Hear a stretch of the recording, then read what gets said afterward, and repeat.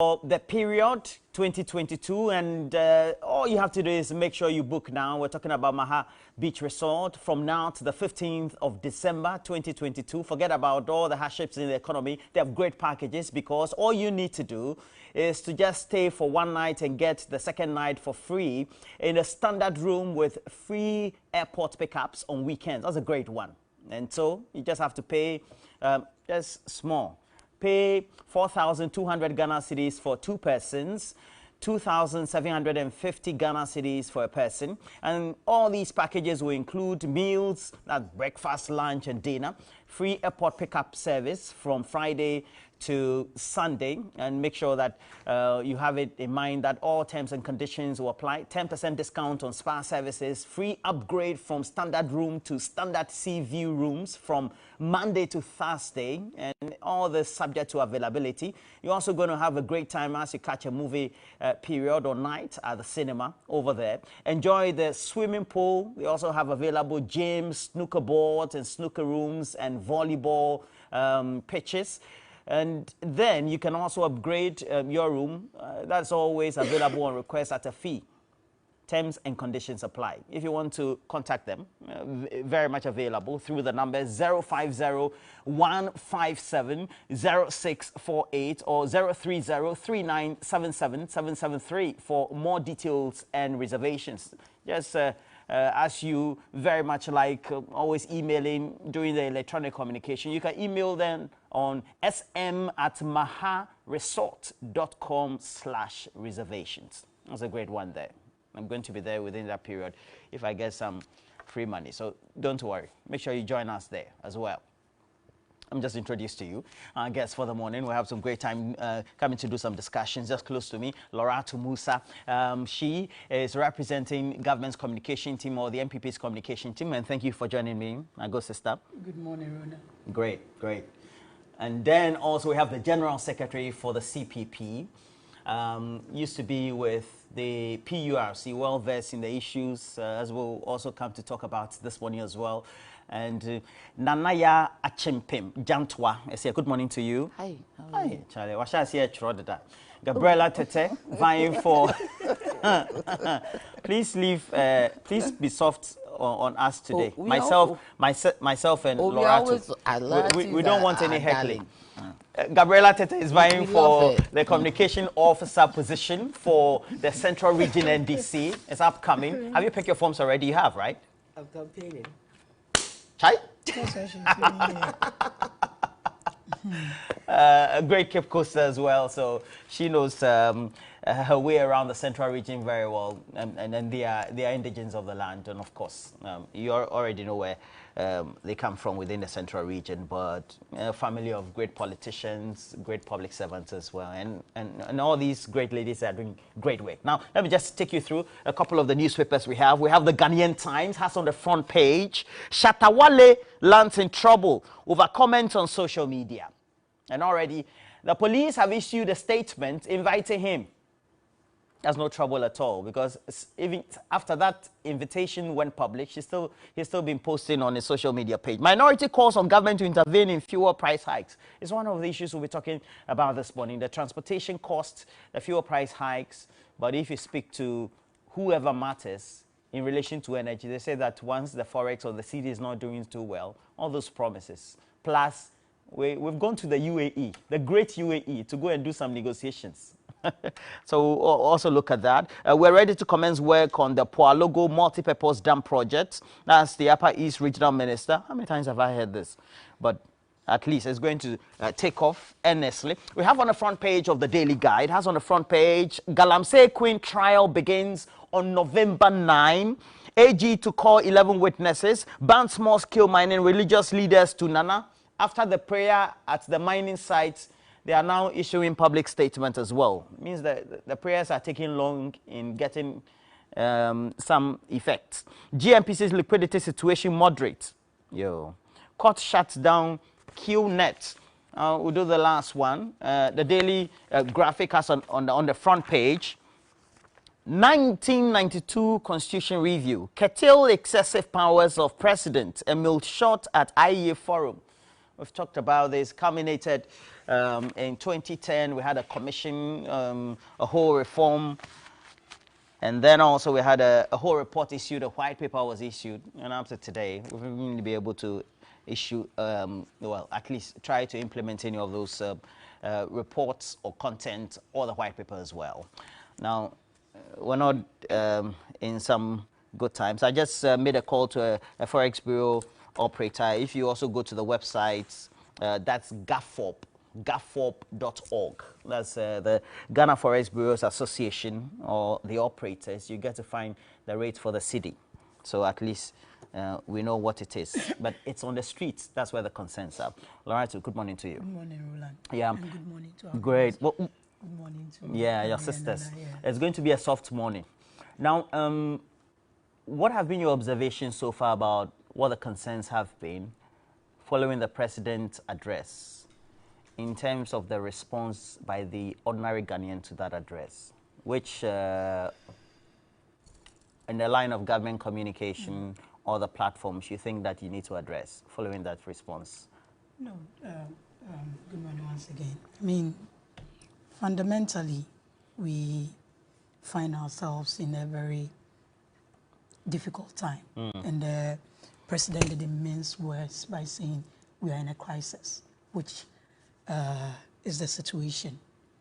We sitting around the table now, even those in the studio, if they don't buy fuel, patronize some form of transport and all that involves seeing what it is. The main thing that determines the cost of living, apart from all the other indices that the statistical service churns out, is fuel and the other products. For a couple of months now, the fuel prices have been on the ascendancy. For instance, beginning of year, I needed about 200 to 300 cities to do 400 kilometers within a period. Now, I need a minimum of 800 cities to run the same. Are you talking about your real situation? I'm talking about my real situation. Okay. So that's like 3 times, almost 4 times of what I needed on the average to be able to go to work and do the other things that I have to do. So the situation is real, and it's not limited to just any individual in this country. It's all of us, and we are all in this together. Before the president's address, we all had our expectations. People had their own, what they wanted to hear. But the president will speak to us based on what he sees from where he sits. And he has more information than any of us here will have. Apart from he having the statistics and other things we have, he also has higher level security briefing and all that. So the kind of information the president has, none of us have. Also, before he came out with the address, he had visited 9 regions, met with stakeholders, met with those who matter, chiefs, ordinary people, and all that. Before the address too, he had met the major players within our economy. Ghana Union of Traders, Bankers Association, Forex Bureau, Owners Association. He had met with the Bank of Ghana. And what we also bear in mind that we have an independent Bank of Ghana in this country. It's not subject to the controls of the government. So it was based on all these consultations that the president came out with the address and the 12 key points that were, which all lead to the fundamental thing of ensuring the sustainability, and also making sure that life is soft, to use your words this morning, for each and every one of us. We are all suffering it. We don't buy things from different shops. We may just be buying things from shops with different names, but we buy almost all the commodities general. They are basic that we all buy. One of the things I also want to especially emphasize on is our behavior when it comes to what we consume. And the president didn't mince words with that on we limiting the importation of certain products. But who has to do that? It has to be leadership. It has to be certainly the president and his economic management team, certainly. Doesn't have to take the ordinary Ghanaian to decide that I don't want to consume Vietnamese rice, but I want something for my people. Because if you put in the tariff regimes and the barriers, I guess you achieve that. You don't just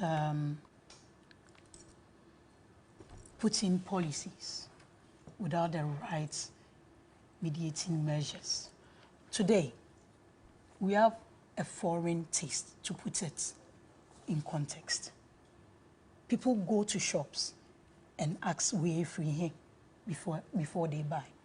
Over the years, how many of us were patronizing Ghana rice? I was shocked at the number of... I ate rice from Esuchari, and I've been advocating for Ghana rice for a long time now. But previously, there are people who have experiences. Those days when you want to cook local rice, the amount of stones you have to take out of it before you even wash it and was studious. But so when someone sees polished rice and all that, they'll go in for it because people need time. Those stones are no more in our local rice production. That's what I'm saying. Okay. But people have that mindset. So they go to the market and it's like, this is local, and they don't want to patronize it. And again, government or the state cannot force people to eat what they don't want to eat. But today, for instance, when you go to the shop at the Exim Bank Secretariat, you see very wonderful made in Ghana products at very affordable prices. I think they've named it even, I think, Tuesday Market or so. You know. But, so all these, yes, Roland. But Loratu, yes. We've had a situation in this country. During the Kufuor administration, Yao Osafo-Maafo came in with a policy. At the time, he was finance boss. He decided to ban, was it chicken at the time? And then quickly he reversed the situation. Yes. But in Nigeria, our neighboring country, Nigeria, they've made sure they've put in the tariff barriers so that you have companies of Dangote and the rest of the big industrial players in Nigeria, where rice and tomato, because of the tariff barriers that have been introduced, have compelled Nigerians to consume those that they produce. So our taste can also be shaped over time. When did the president and government realize that after 6 years, we now have to decide to be having a taste for local rice? This was promised us prior to 2016. Yes. You mentioned President Kufuor's time. You see, when you want to initiate a policy or put in a directive, you can't issue a directive in isolation. Certainly. As we said now, looking at all the poultry farmers amidst all the issues we are having, today, if the president issues a directive that no importation of poultry products, does the local industry have the capacity to feed us that protein? But is it not true that we should have started this years ago? Because the president said we're going to move from, what's the phrase? Gajisbergian economy to one of value addition. From taxation to production. No, Roland. Yes, please. These things are a process, they are not events. After 6 years? After 6 years, we came with an industrialization policy. In 2017, run up to 2018, 276 factories were started. And which as policy? at mid-year, Okay. As at mid-year July, when the minister responsible for finance went to give the mid-year budget review, there were 120 factories that were in operation. That is what you do before you start putting directives in place. At least if for nothing at all, you remember the support that was given to Darko Farms. We all knew Darko Farms, the capacity it had, and what Darko Farms used to do when it came to the production of the old chicks. But when it ran down, people now had to go and be importing the old chicks, which takes a lot to even keep transporting them here. The resources that has to go in. Even when they come in here, the temperature, the change in climate and all that, if you are not careful, you can lose your stock in a day by missing just one vaccine. But today, Dako Farms is running. All these things are measures you put in place to prepare yourself for the directives. It's been long in waiting. We should have done that before all the things that we're talking about. President Kufuor's regime. Yes. The other day when I came here, one of the fundamental things that has gone against us, and COVID made it clearer than it had ever been, self-reliance as because that is what the president promised us. Today. Yes, that is what he promised. And how was he supposed to do it? He was supposed to put the right institutions in place. That is what brought about the policy of 1D, 1F. That's what brought about the policy of one village, one dam. That's what brought about. And what are the effects? At least I can tell you in Savannah that out of the 7 districts, at least on the average, they have 8 to 9 working dams. And you see, when you look at these policies, how they were churned out, apart from planting for food and jobs, rearing for food and export, and all those interventions that are on their quick investment plan, it was a whole value chain. There were every constituency was supposed to have a warehouse. You can't plant, not be able to store them, not be able to have water. So these things, they came with challenges, no doubt about that. Okay, but please if wrap up 125 factories are operating, these are identifiable factories. That we can all see, visible. That we can all see. Okay. And the products are there Gabriela. for us to see. And these are things that we should all be patronizing. I don't see the chocolate you used to put here anymore. What happened to you don't want to hear about the niche problem. Otherwise, it will raise issues that we also have to discuss. Well, I have to know. Yeah, but the reality is that the whole of last week, the whole of the other week, I was in the market. We're importing sabolai, that is onions from Niger, tomatoes from Burkina Faso. We even go to the extent of going to Cote d'Ivoire, Mali, Sahelian regions, where we know that the weather is so hot, but they have had some form of irrigation agriculture.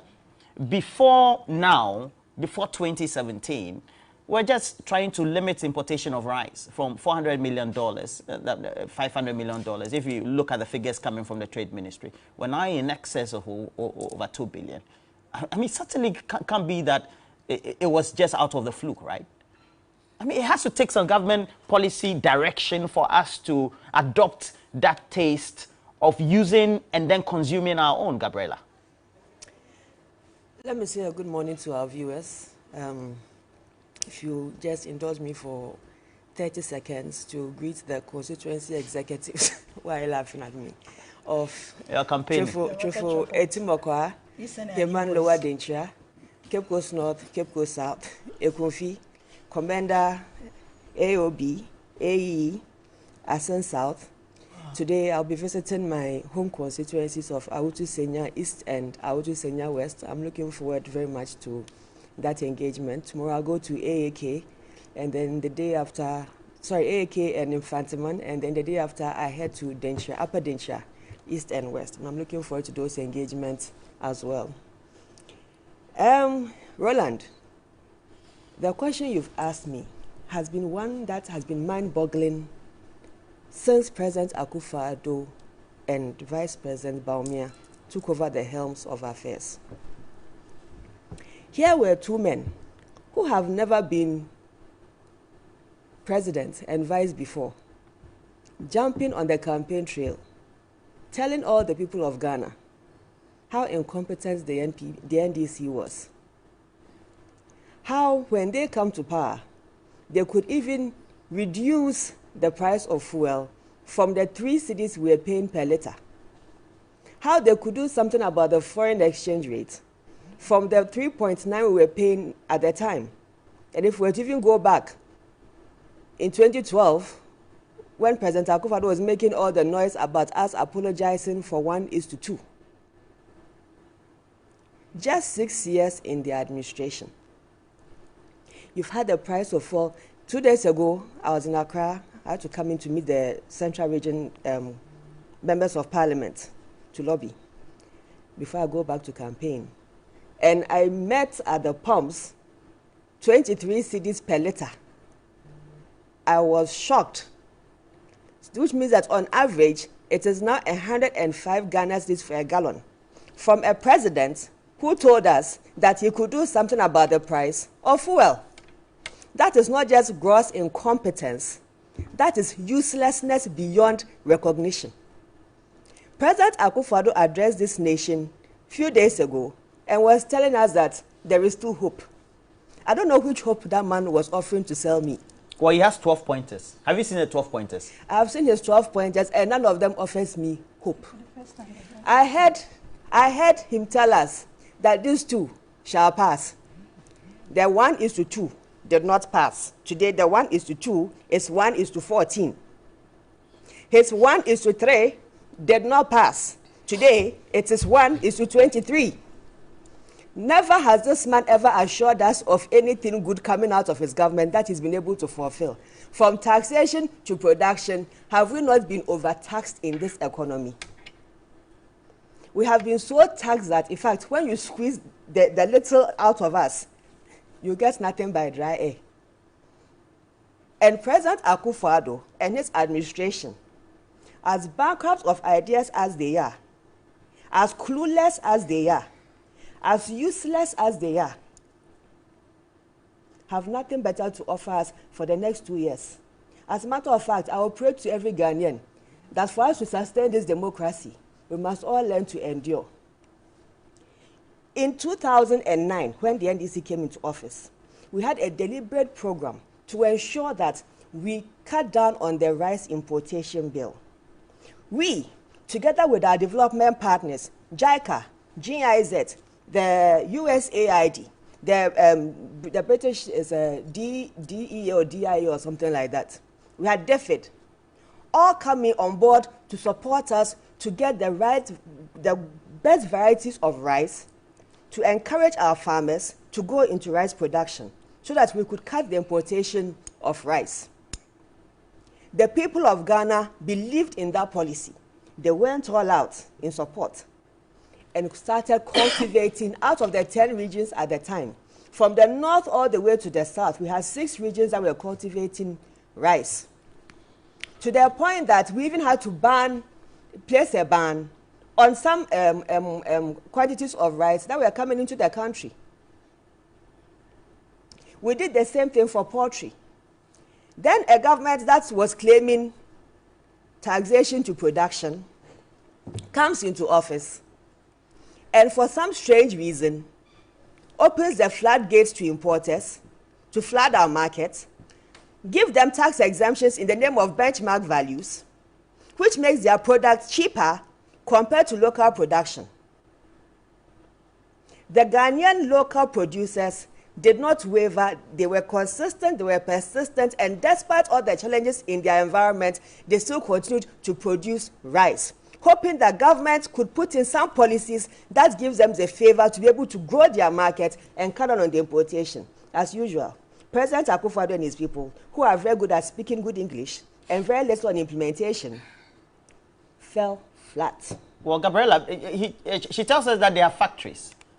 I'm still on rice. When I get down to their factories, in fact... There are some in Central Region, your region. In her constituency. My dear, we are still on rice.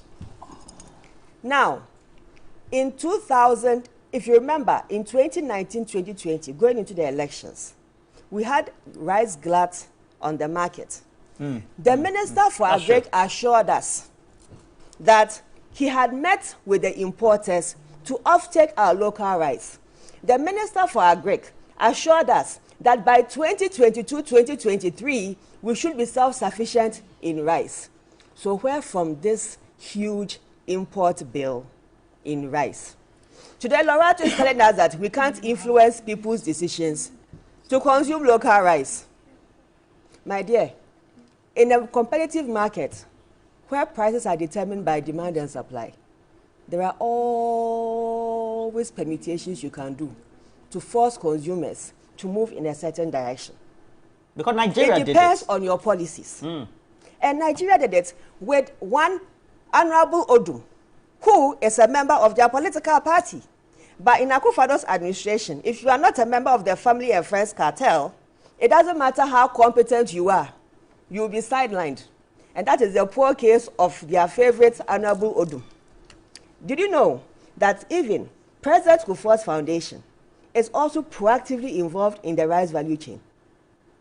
They were also supporting Buhari's policy. Honorable Odum came from the Kufuor Foundation to support Buhari. Under their watch, President Akufo-Addo will not even grant him an audience to educate his Minister for Agric on how to help us deal with the rice importation bill. You know why? Because the rice cartels are the financiers of the NPP. And whenever the NPP benefits financially, the rest of us must suffer, despite the consequences on us. Today, we are here talking about the currency and how bad our city is performing. We are here talking about the fundamentals of this economy. And I keep making this point. I'm 42 years old this year. For as long as I have been alive and I've been listening to adults and politicians and everybody talk about this economy, you've been talking about the fundamentals of this economy for as long as I am alive. And at this age, we still talk about the fundamentals of the economy like we are still in kindergarten. So at what point do we as a country mature and grow? Because we need to develop to that point. We need to develop. We need to cut out all this. And we should be consistent in policy. If you are developing a policy that says that we are going in this direction, all governments ought to pursue that agenda to put us in that The Nigerians have done it, and it's possible. How is it that, not to cut you, I watched your documentary on the assignment. You did, eh? Yes, I did. In the The evening. Revelations were just smart. I was just from astounded. Niger. When you go on the Widiba Stretch. Kaswa Highway, you see the onion markets there. It's Niger onions. It's Niger onions. But you can cultivate onions. You go down Spintex Road, and you see all these boys doing urban farming. Onions. Yeah. Why are we not supporting more young people to go into onion production? Why are we so excited to be buying onions from Niger when we can grow it here? Look at our tomatoes. I follow CSIR, I follow Crop Research Institute. I like research a lot. So I follow the Crop Research Institute. And they've been posting on their Facebook about varieties of tomatoes that they've been able to develop. And there's one that's able to stay 3 weeks, still firm and fresh, even without putting in the refrigerator. Why is it that we are not supporting our research institutions and then giving those seeds to farmers, encouraging them to grow? We have so many water bodies along this in this country. Why are we not encouraging farmers to grow along these water bodies if irrigation is still a challenge to us?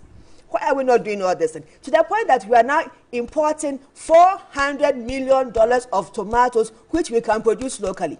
It tells you how useless this government is. And I'm very sorry I have to use this kind of strong words very early in the morning. But I'm so disappointed in President Akufo-Addo and his administration that if you bring me to a platform to come and speak, I have no better words to speak of him than to call his government shambolic. Nanaya, the Minister of Trade himself, just last year, revealed that Ghana spent an estimated total 6.8 billion cedis on the importation of rice from 2017 to 2020. Now, look at chicken. Now, fish, we spend 3.9 billion. Chicken, processed chicken, 1.8 billion. Meat, 487 million. Vegetables, and then we have poultry as well. I mean, if we know that there are tariff regimes that we can introduce, which will also protect the farmers, and you have along the value chain those funding going into locals and you discourage the importation, you definitely will meet the demand. And then you grow industry as well. It's a policy Kwame Nkrumah started. It's a policy that over the last few years, before 2017, we tried starting something on it. And if we have been consistent with great ideas like 1D, 1F, if they were really the policies that should take us to it, we shouldn't be having all these problems because our currency is down. Thank you, Roland. Tomorrow, I'm sorry, today I'm very down because everything is out of order. let me send greetings to your viewers and greetings to my compatriots and comrades in the Convention People's Party. And also send... Just try and speak up a bit for us so that we you can... see, I can't even speak up. Please try. Please try. You can give me your time. Please try. Plenty more to say. and greetings to my very good friend, Yakrama, a very seasoned journalist. Good morning, dear sister. I hope you are well this morning. You see, I'm happy, Roland, you mentioned Kwame Nkrumah. Kwame Nkrumah had the plan to develop this nation. This government has no plan. This government, after 6 years, they are still going through potty training. And they haven't gotten to the level where they can do much for us. You see, even you mentioned the economic management team. We have said that they are not fit for purpose. Nana Addo is in bad company. You see, sometimes you bring up maybe a good child and the person falls into bad company. Nana Addo is not in good company at all. His economic management team, his own team of ministers. If he was in good company, they would have prepared him properly to come and speak to Ghanaians, not to talk down on Ghanaians. Because if you conclude by saying that Sika Mpedide, it means that everything that we are saying, we are making noises, hollow noises, noises that make no sense. Look at the statistics that I've given on imports and what has been done in terms of import substitution to ensure that these imports are reduced drastically. Because if we put a concerted effort to ensuring that we produce these products locally, naturally, the foreign goods will be taken out. But Roland, the cost of doing business in Ghana is not cheap. So that even the raw materials that are used to produce products, the feed for the poultry, they are all imported. They are dollar denominated. Why don't governments set up industries that will feed local industries, like the poultry industry, like tomato farmers? You see, tomatoes get rotten on farms because feeder roads are bad. Access to these farms are non-existent. I remember President Nana Addo came telling us that he's going to get some big trucks to go to the farms to bring food to the center. What happened to that? Well, the minister has just reiterated that, I think, a day ago. Please, we are fed up with rhetoric. Roland, enough of the rhetoric. He said, well, transport will be provided. I said... He said that some few months ago. He said that again. I said, you see, we want to see some action. When the president was speaking, we didn't see any action. He was talking about long-term issues, 2028. To reduce debt sustainability by 2028. We want the shortest possible time. As we sit here right now, our currency is wobbly.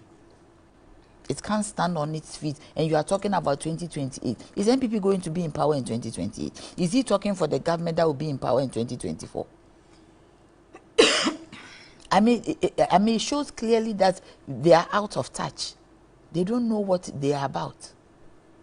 They are still being potty trained. You see, they talk about one district, one factory. In the sense of Kwame Nkrumah was industrialization. In the sense of the NPP is a business support scheme. Meaning what? Meaning that they support businesses that are ailing. No. You talk about the Akko farms. You say you supported the Akko farm. They support businesses because they said that they give support to businesses that want to expand. Because you and they said they were going to create new ones. Because you see,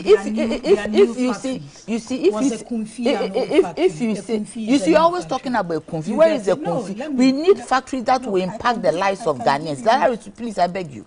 Today I didn't intend to. When you were talking, nobody interrupted you. I beg you, let it be. You see, we need factories that would impact the lives of people. We want proper industrialization. Industrialization that will bring jobs. Industrialization that will feed the nation. Industrialization that will enable us to export, to get some revenue to the country. As it stands now, you see, the point is that we are always looking at businesses. And for businesses to lose money is painful. But it is not as painful as you, the ordinary Ghanaian, who has lost the value of their savings. That today, a bag of cement is 95 cedis. That today, a gallon of petrol is 80 cedis. That today, a gallon of diesel is 105 cedis.99. And that is what we are talking about. So you put pragmatic measures in place to ensure that the citizens are good. Well, we're going to Dubai or UAE, to Abu Dhabi. We're going to negotiate for some oil. You are going to negotiate for some oil. Well, that's what was communicated. Please, I beg you, I don't even know what is in that negotiation. What happened? Why all this time? If that is a good place to go, why all this time? What has happened? What form of negotiation are they going to do? Please, I beg you. This is not the time for us to play. We are in dire straits. Ghana is in trouble. Ghana is at a standstill. I beg you. We need to have an immediate injection of capital. You see, when the president was speaking, it showed that he has nothing for us. Meaning why you were not impressed? How could I have been impressed? When prices are so high, when everything has gone AY, and the government, you see, sometimes when somebody does something wrong, or things don't go well, and you get the person accepting. I thought maybe at a point somebody would say that, okay, we went through COVID, we put so much concentration on dealing with this, and we neglected the economy. We are sorry. Let's see how we will do it. But you come and you always blame it on Ukraine war. So if a bomb drops in Ukraine right now, the impact is felt in Ghana. What about the other countries who are ahead of us? 148 countries. We are better than failed states. And I've heard even Sri Lanka is doing better than us now. So what are we talking about? The president was talking about taxes. At that forum that you have to give hope, you were talking about taxes, imposing more taxes. He talked about the property rate. Abroad, they call it the homeowners tax. It is good that you pay the homeowners tax. For me, that sounds more comfortable, homeowners. Homeowners tax. It is good you bring it. But what measures have you put in place to ensure that homeowners who are landlords do not let their tenants pay more? Do not pass on that tax to their tenants. There should be rental laws. So as you increase the taxes or you bring on board those taxes, you need to also. So your difficulty is that there are always policy measures outlined, yes, but the implementation and the enforcement becomes a problem. Because the 1D, 1F, this, that, nothing is done. It is all mantra. We have the factories, we're told. Where are they? My dear, it's always a confit juice. She has a list. She should give us a number. No, I am talking. You see, after the list, we don't want to see the list because the point is that this list has always been around. How is it impacting on us? Yeah, that's a big question. Yes, it is not the list. You can have a list, but if the list is inconsequential to the well-being of Ghanaians, then what is the use of that list? You need to have a list. You need to have if you go through an investment instrument for yourself, it should be beneficial to you and your family. We don't need lists. How is it solving unemployment? How is it making sure that we are able to produce to export? How is it making sure that it is feeding the local market? The list. Randy, please, we don't need the list. How is the list helping us? How is the list helping us? Lorato. Yes. Thank you. There's a big conversation ongoing now. Yes. The Agric Minister says that we're going to have transport made available to cut goods to farm gates or from farm gate to market centers like Agbogbloshie, where I've been visiting and some of those things. But the thing is, if we were growing enough, it should have been reflected in the prices of foodstuff on the market. Now, is that a short-term measure? And how is that also going to improve the situation of transport costs, which has become a big issue for the ordinary Ghanaian? I went to the Tudu station last time. It was not a comfortable sight. Roland, what is happening now? If we all look at the situation that is happening now, the main thing that is causing the increase in prices is fuel.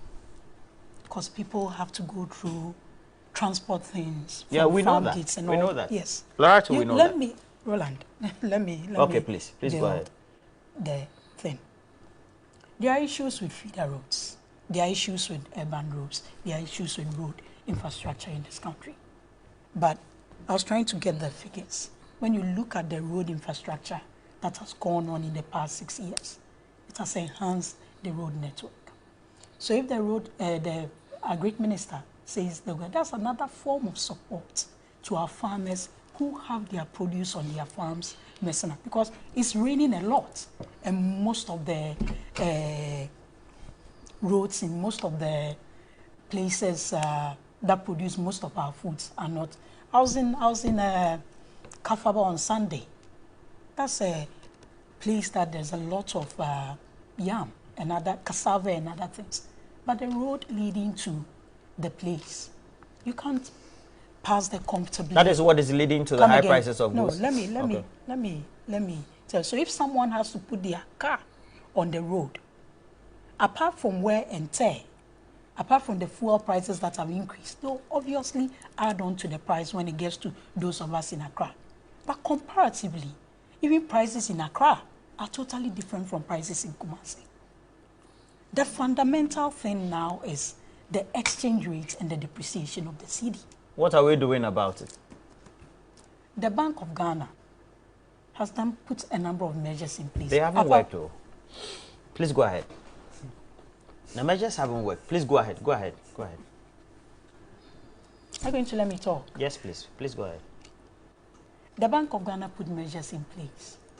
One of them being auctioning currencies to the forex to the bulk oil distributing companies. Right. What they now say is that what they are given is for a period of 3 months. So they give them a rate for a period of 3 months. But they are now appealing that it should be extended to maybe a year or more, so that by the time they make the purchase, the product gets onto the sea to our shores. They don't lose that rate and have to go and look for extra funds. When you put measures in place based on the information you have, you monitor those measures and see the impact. If the impact that it makes doesn't measure to what you anticipated it to do based on other factors, you improve it. The Bank of Ghana hasn't folded its arms and not doing anything. It's been working. Just that led to the meeting of BOG and the presidency, because we operate an independent Bank of Ghana. The bankers, so even the Forex Bureau operators were met, because everybody needs to come on board, chip in what you find in your space, and gradually the measures will be put in place and all that. And we've seen a steady decline in the rate.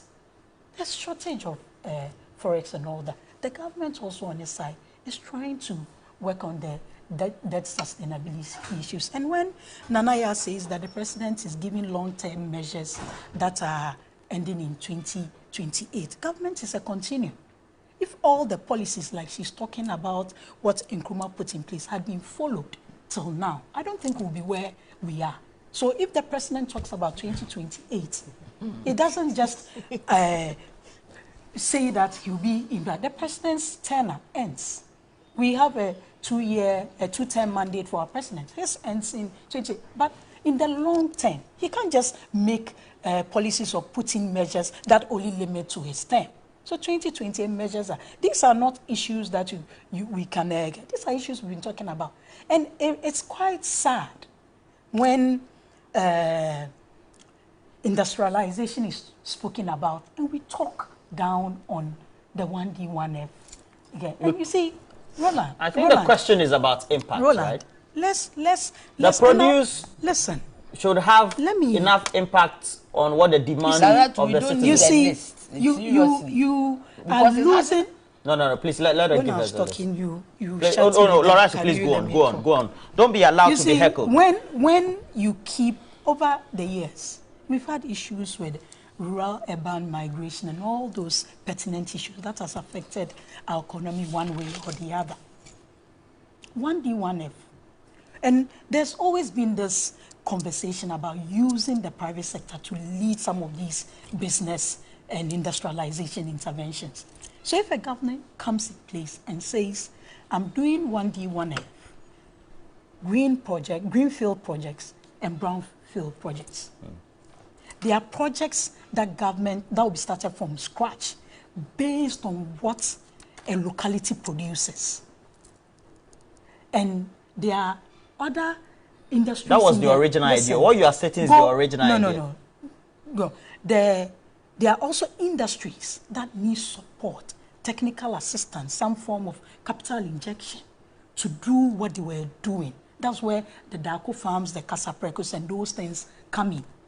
But those that were built from scratch are working. And there's even, in the long term, government to take over districts that no investor is ready to go in there. Government to take those things up. It's part of the plan. When you go to Damango today, Damango is known for cassava. Yeah. There's an agric processing plant there. The community benefits from that intervention. So if we sit in Accra and think that Ghana is Accra, and think that just because we are not having extremely huge factories in Accra, 1D, 1F is not making an impact. It may not be the impact that you want to see. But if you go across the region, and there are various how many do we have so far? When you take on government list? When you take Ashan, it's 125. Are they all active, producing? As report, we started with 279 that are at various levels, but 125. And just as you do your assignments, I think you all do all of us good if you go.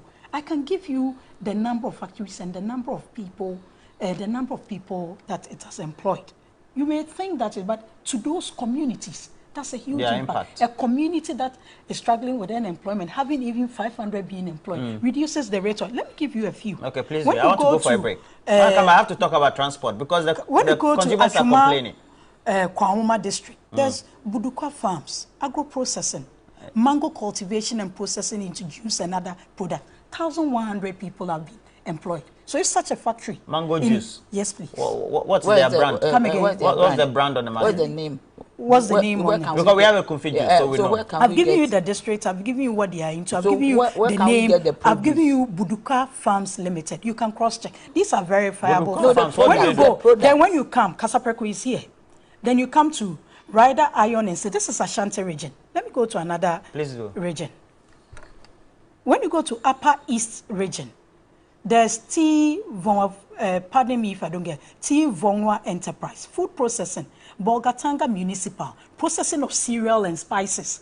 It's employing 1,258 people. So we're asking the question: are they on the market? What are the products? For example, we can find a coffee juice. We can find Calipo, the Calipo that we use for the campaign.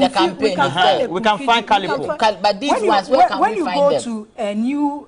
When you go to Kasina Nankana West District, New Vision Agro Business Limited, what do they processing of share nuts. If you are not seeing their but at least let's verify from the regions and the districts. We know share nuts. Share butter processing factory, agro processing, we know share district. For exports, local, yes. Let's go to Northern region. When you go to Northern region, you have G Fresh Company Limited, livestock, Tamale Metropolitan, rearing and processing of guinea fowl. They're employing 5,390. 5,300. G has always been there. They've been enhanced. If you go to Tamale Airport, G do it. They have a shop around Kanda. When you go Northern region, LK International Company Limited, Motoken, manufacturing, Tamale Metropolitan. That is it. I'm not making these things up. I can share it with you. I'm not making them up. So if we want to, let's understand the concept. We find ourselves in a difficult. So when I go to the Shell there, I'll find send you the list. I'll find it. That's the problem. That's the problem. That's the problem we're having. We're having all these things. They are not on the market, and we have big numbers. 5,000 people. They are not on the market. But where are they? You get it. Let me talk. No, I want to go for a break. Roland, Loratu, if you say they are not Loratu, in the market, let's go for a break. Does that mean when we don't come back, exist we'll and talk people about are not transportation. patronizing Transportation is a big problem. We've been to the lorry terminals, and the drivers are complaining they are not getting enough passengers even to fill their cars for them to start a journey. And then that is also compounded by the high cost in fuel, spare parts, etc. All after the break. The main issue now is because fuel has increased, cost of spare parts also increased. The ordinary passenger is suffering, all of us. You just heard Gabriela also complain about the shock she had when she decided to go and fill her tank coming to Accra because she's been on the campaign trail. But Gabriela, it also means that the consumer is not in a good place. Before I answer your question, I would like to respond to Loratu. Oh, please relax for her. Loratu gave us a long list of their one district, one factories. Yes. You have some in your district. there's one in Awutu. Oh, in fact, you can even put one in my house. It will not stop you from what I'm going to say. It is one thing for you to construct even 1 million factories in this country. And there's another thing for you to also create the enabling environment that makes these industries competitive.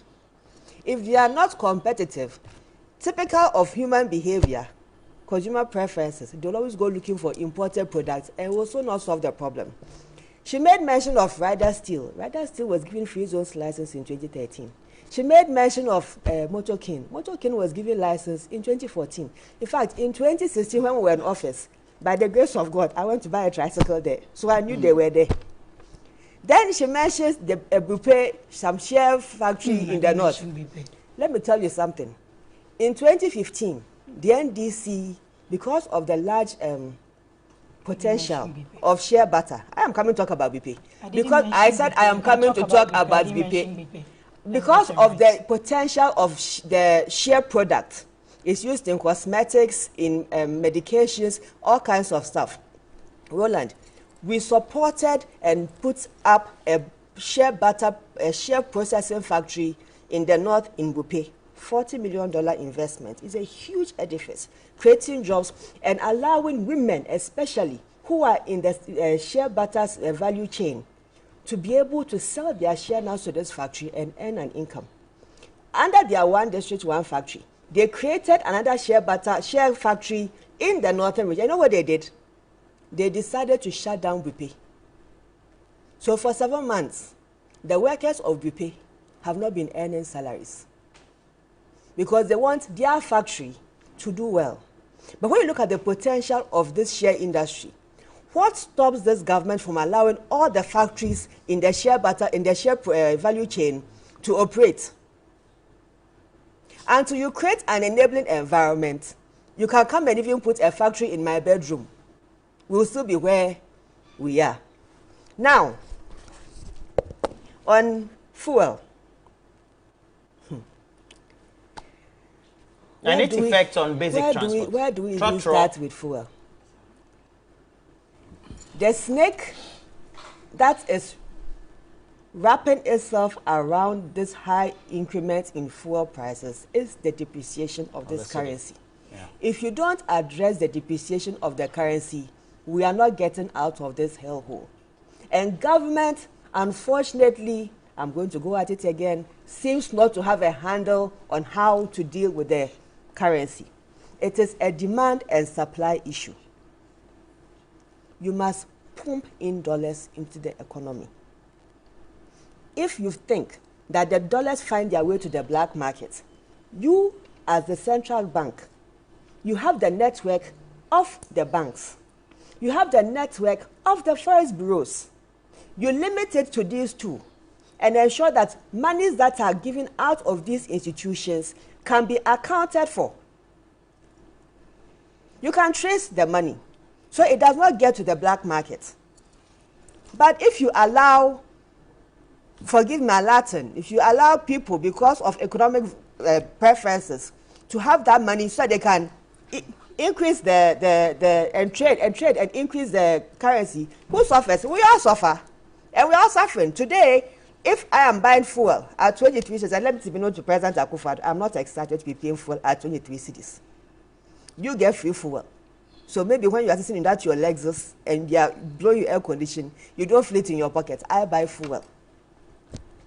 Now, if I'm complaining and I'm supposed to be middle class, then imagine those down there.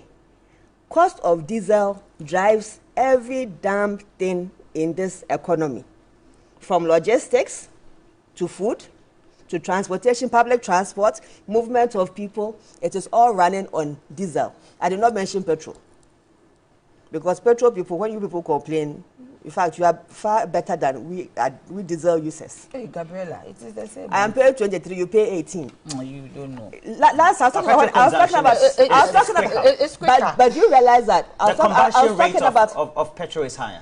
I was talking. It is so high. I was talking about the shock I had when I got to the pumps. Yes, then when I did the conversion, I realized that the price actually went up by 5 cedis. That's a rate on within TV 48. It went up by 5 cedis within 48 hours.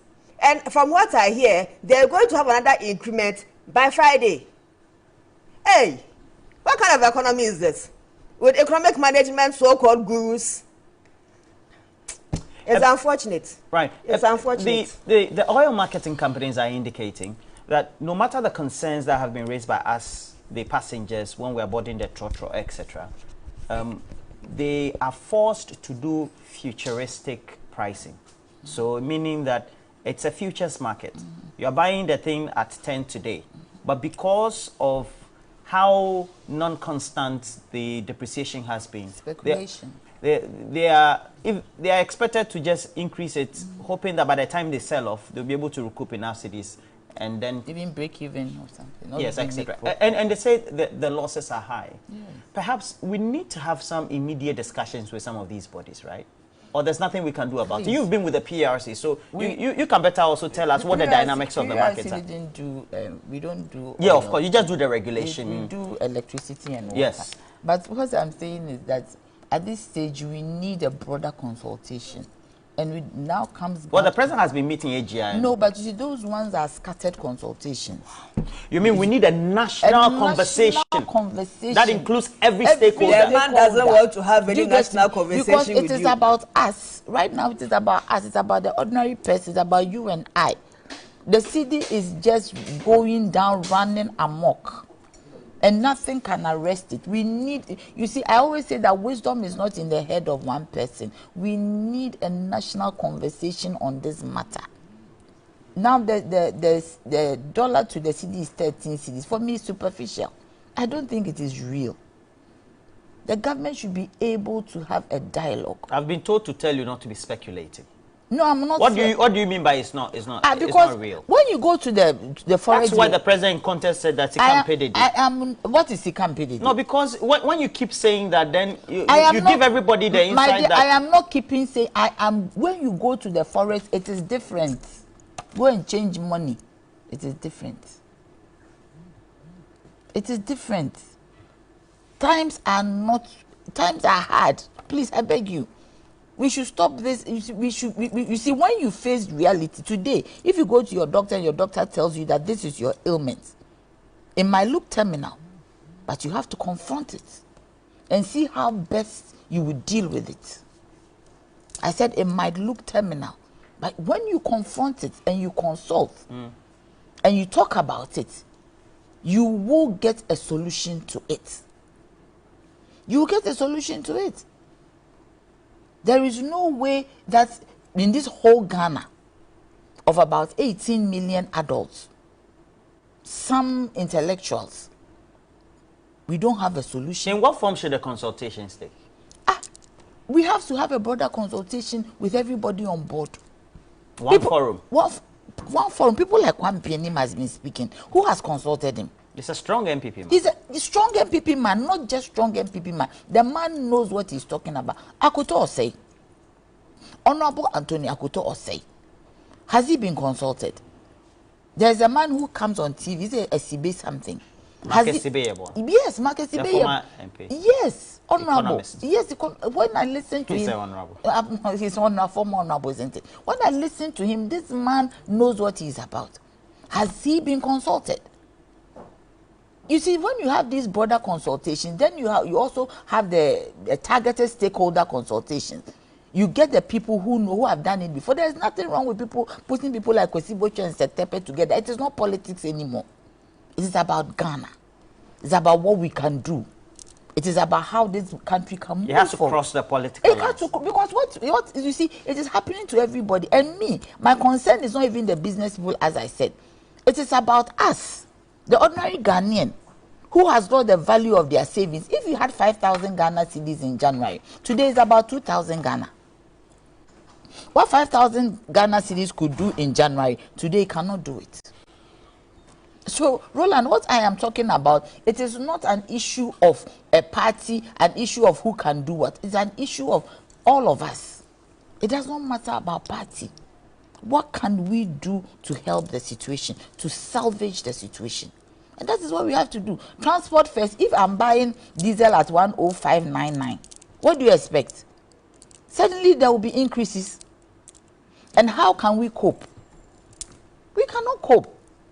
You buy 105.99, then you go and buy 81 cedis, some pesos. Then immediately you buy your fuel of maybe 300 Ghana. You then plunge into traffic. And as you sit in the traffic, you are wasting the fuel. You are wasting the money. And this also affects the cost of living. It affects your household income. Yeah. It affects everything. The disposable income has just been... It has just gone.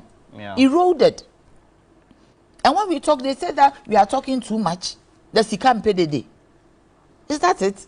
The president said that in contest. Which context is this one? He says Sikam PDD, it means we are talking. Well, and this one, he says, from the Upper East region, tell Roland, the share factory in Paga predates the Nana Addo government. The so-called cereals and spices factory in Bolga Municipal Assembly, where exactly are they? He's asking, and that's Danka from Bolga. Now, let's get on to the phone line. Speak to Mr. Musa of the GPRTU. Good morning to you, sir.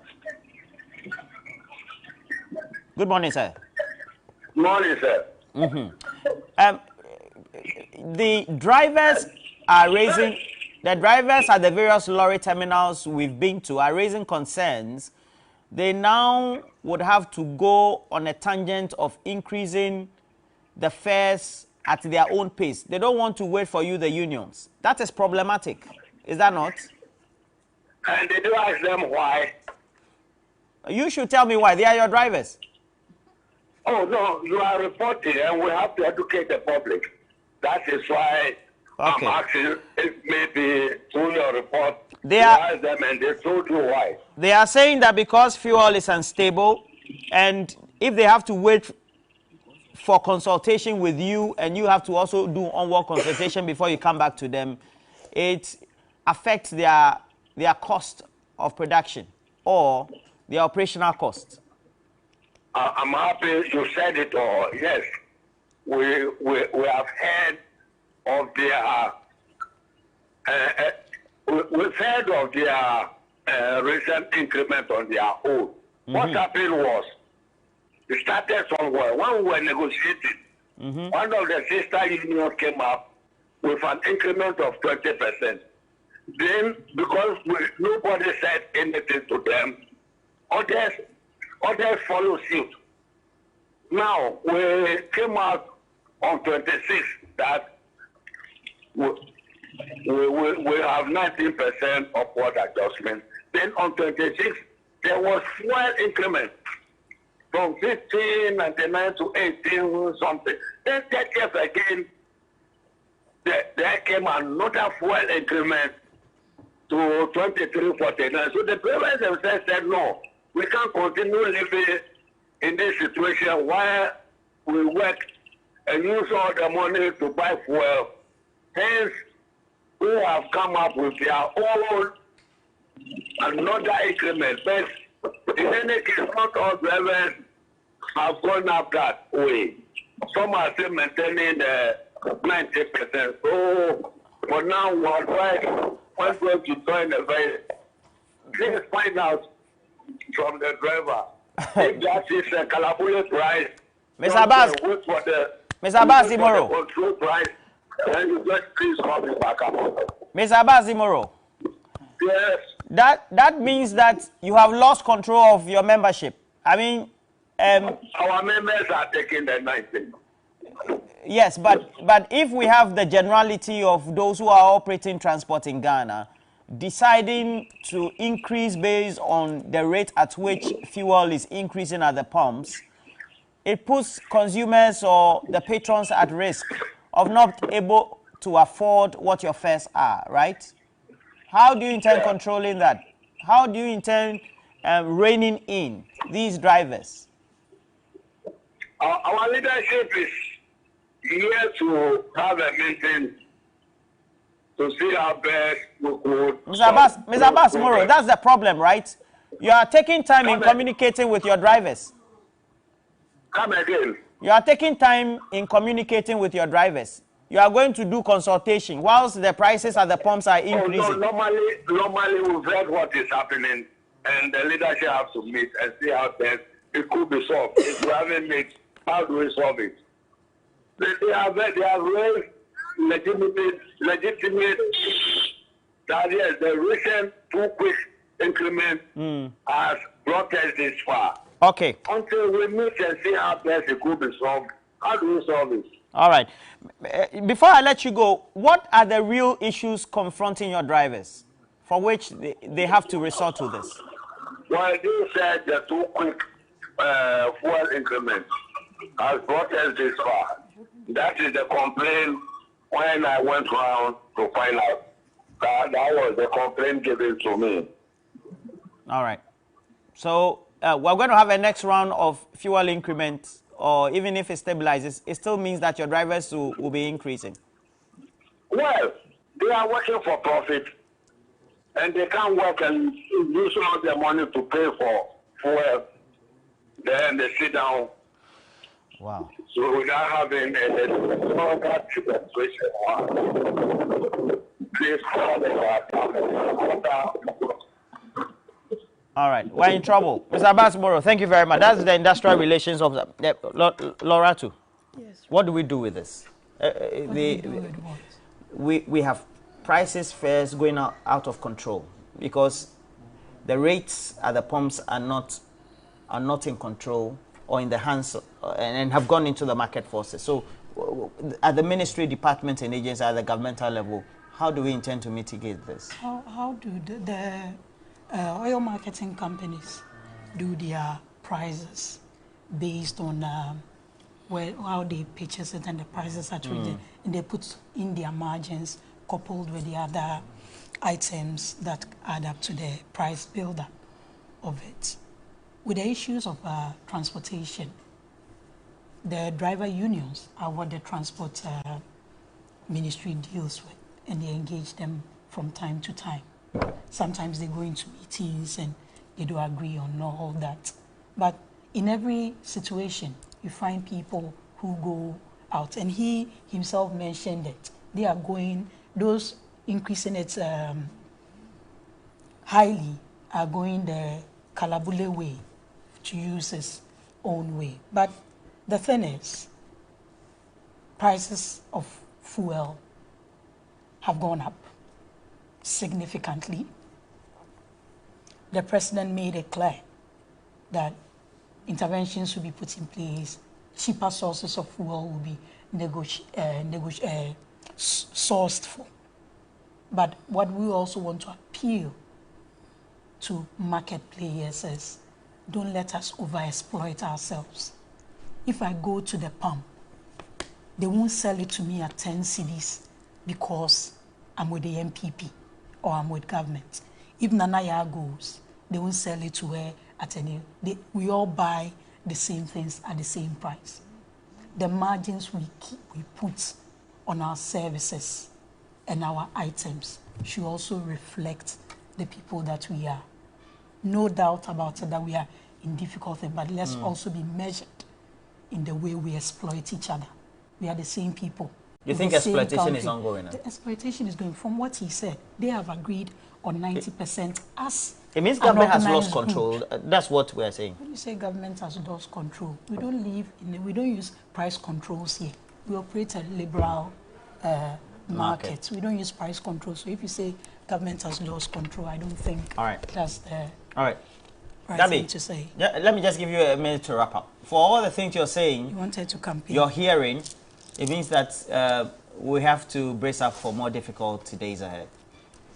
I told you this government is visionless and hopeless and incredibly useless. Well, so far the president has been meeting. Loratu has been talking for the past 5 minutes, and I still couldn't find any remedy that she was offering us. We should endure. Hey, please. As a citizen of this country, I did not brace myself up for full endurance for the next 2 years. Tell President Akufo-Addo he should go back and fix those toll booths. We were getting 70 million from it. Tell him he should reduce the e-levy. When you trade, since they are very theoretical, let me give them practical advice. When you trade and nobody's buying your product, reduce the price. Go and reduce e-levy. Go and fix the inconsistencies in that tax. 3, since they have used ESLA to take loans, and now we have nothing to cushion the Ghanaian, we in the NDC, we are demanding that they subsidize fuel and they use the windfall from our export of crude, our oil revenues from our part of the oil revenues, since they are enjoying the windfall, to cushion Ghanaians. These are our demands to President Akufo-Addo. The next time you bring me to your program, and he doesn't offer any better practical solutions, my tone will change, my attitude will change, and the words I speak will be even more painful to his ears. I have spoken.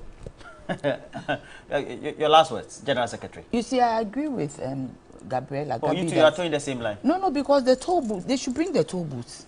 It was given as 70 million. And 70 to 75. Yes, and they should also revise the e-levy. The percentage. So that people... Yes. So, I mean, why there's a place where you can get money and you decide to close it down. I mean, what kind of sense is that? And they should also find money to cushion the drivers.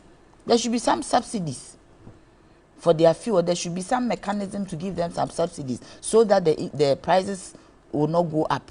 The fares will not go up. There should be some form of meetings and consultations with them. That is what it should be. We should not just leave them like that.